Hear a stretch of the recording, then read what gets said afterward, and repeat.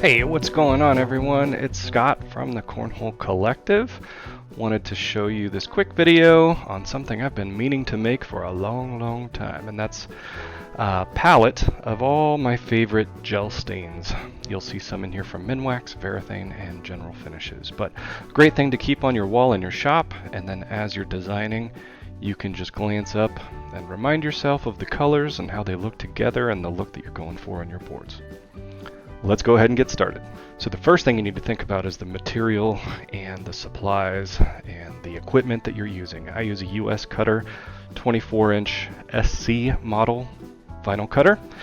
And then for supplies, I use Oracal 631 in 24-inch wide by 50-yard rolls. That'll last you a while, and this was what it looks like when you unbox that thing. Lastly, I use Oracal Oratape HT55 transfer tape in 12-inch by 100-yard rolls, and that's so you can move your vinyl from the paper backing over to the actual project. Don't forget, down below in the description, you'll have Amazon links to all the different products I use, and you're helping the channel. So if you appreciate what we do, please use our Amazon links. So after sending the cut file to your machine and removing it from the spool, you'll need to separate the parts you don't want, which in this case is the background, and leave the vinyl that you do want, which is going to, in this case, mask the natural wood. So these are the labels for all the different stains. I think there are 10 or 11 that I use. And those names are going to wind up masking the natural wood, so that's what you'll see on the label. And then pick out all the little bits of the inside of the letters.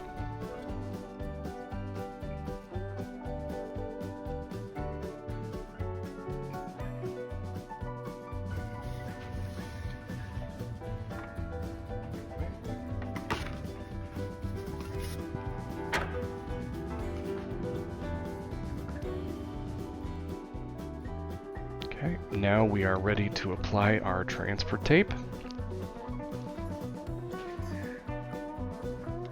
These words are only 7 or 8 inches wide. Actually, not even that. They're about 5 inches wide at the widest.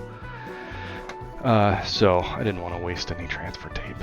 I'm cheap, so that's why I applied it this way instead of unspooling from the roll. Alright, doesn't have to be pretty here, just needs to be flat. Try and avoid any wrinkles. Cut those apart.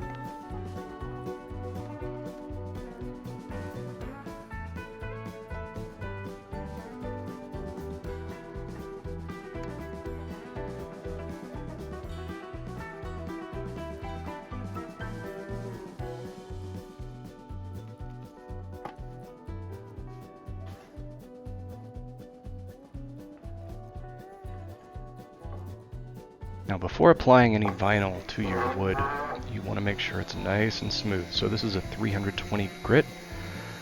I like these mesh net sanding pads. They tend to last a lot longer and they hold up better in my opinion. So you can find descriptions for those as well in the description down below. So make it nice and smooth.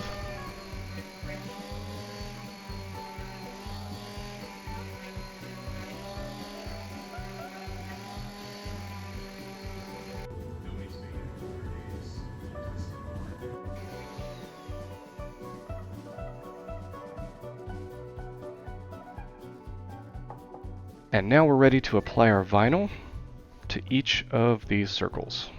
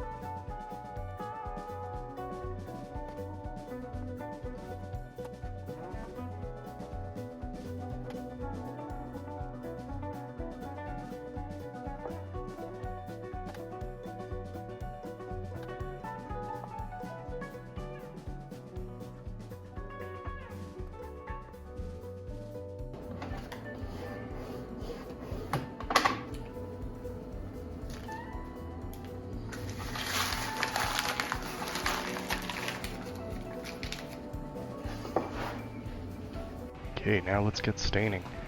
So there are 1, 2, 3, 4, 5, 6, 7, 8, 9, 10, 11 different stains here. Some of these I like better than others, but it's a nice wide range of browns, black and gray. There's a few different ways to do color, so you can check out our other videos if you need to get some nice bright colors, but I really love using all these different brown shades.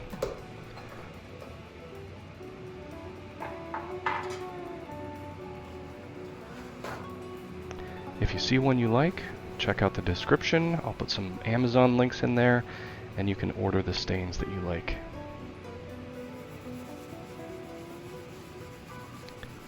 Okay, first up we have a General Finishes Nutmeg. Great medium brown color.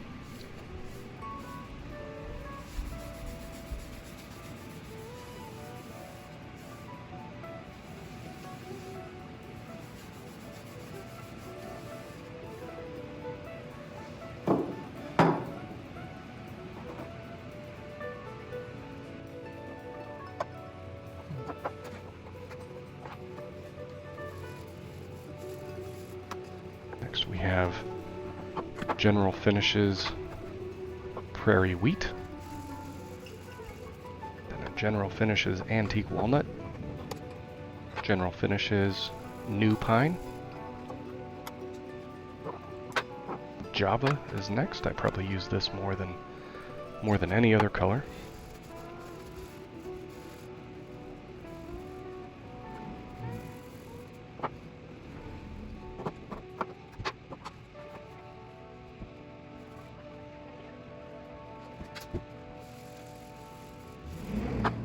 General Finishes Georgian Cherry.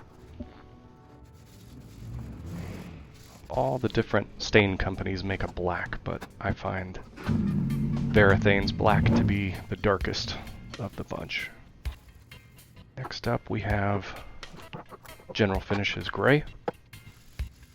Minwax Mahogany. It's a great color too.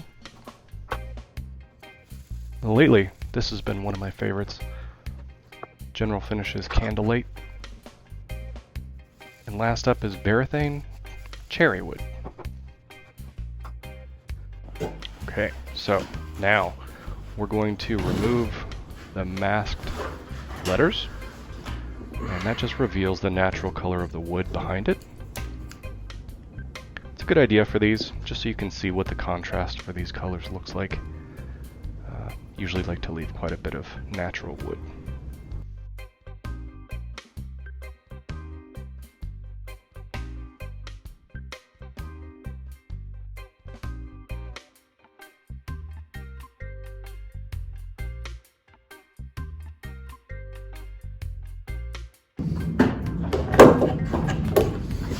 Okay, home stretch. After these have dried for a few hours, at least, because you don't want those stains to smear. So after they've dried for a while and they don't smell too strongly, they've off-gassed a little bit, then you can go ahead and apply some poly to these. And this way you'll see what the finished product will look like after they've dried with poly on them, because sometimes those colors will brighten up. Sometimes the natural wood will also get a little bit richer, so it helps to know what that'll look like after poly.